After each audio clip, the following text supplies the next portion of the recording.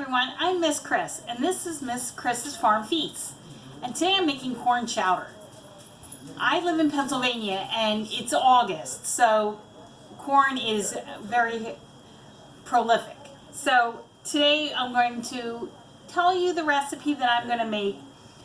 I'm almost done making it, but I just wanted to kind of give you an overview of the recipe and some secret hints and how to make it really creamy without a lot of fat and without using a lot of cream. So my recipe is I start with bacon, just about 3 or 4 slices of bacon, and I chop it up and I put it in a big pot like here, and after it renders a little bit, I add a little bit of oil just because my bacon was not so fatty. I added a little bit of oil, and then I let it render down, and then I added my onion, 1 chopped onion, 2 stalks of celery chopped, and I used some yellow squash, which I also grow in my garden. So I had some of that, so I chopped that up into little cubes.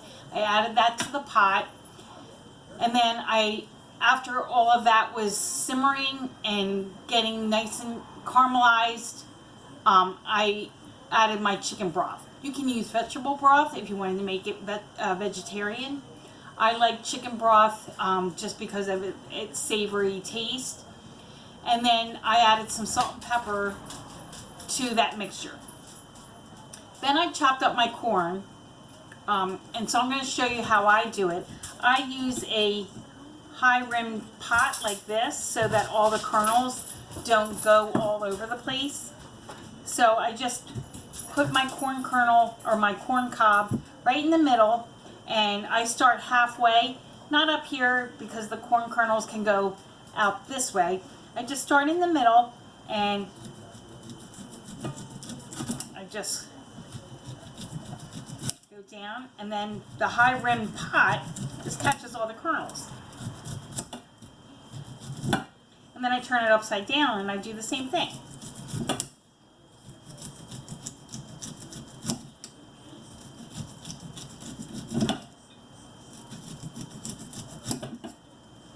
Easy peasy. Okay, I'm going to put that in my compost, and then I'm going to add this to my pot.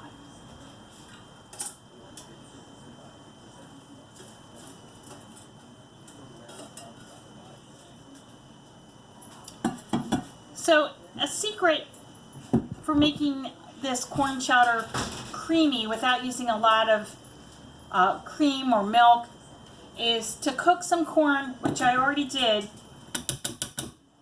My brother gave me this tip, and I want to thank you for that tip from him. I'm going to drain this corn, and I'm not going to pour it through the sieve. I'm just going to use the sieve to collect my corn and put it in a blender.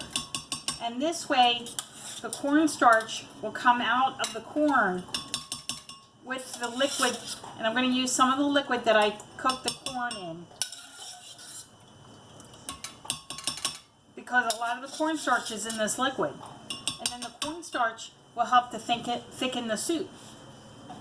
I'm just going to add a little bit of the liquid.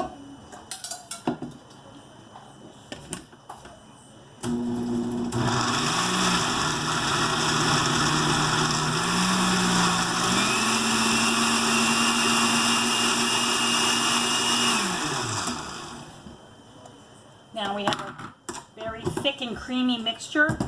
But it still has some texture to it, so it's good. I'm going to puree it a little bit more.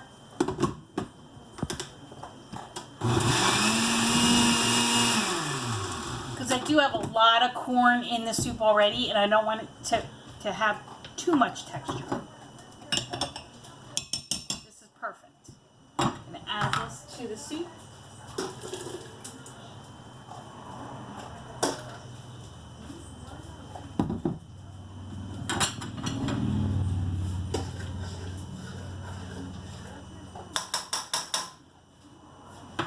And I also added little potatoes. I grow potatoes in my garden, so You can chop the potatoes into little dices and add that to the chicken broth with all the other vegetables before you add the corn.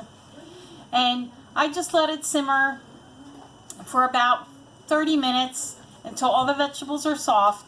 And then you can use a hand blender, which I often do with soups like tomato soup or cream soups, to get them nice and smooth.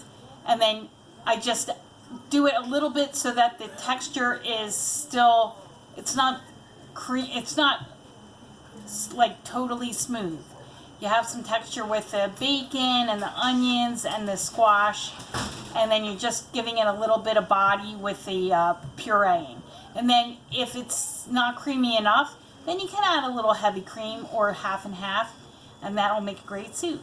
So this is my recipe for corn chowder. Hope you enjoy it. See ya!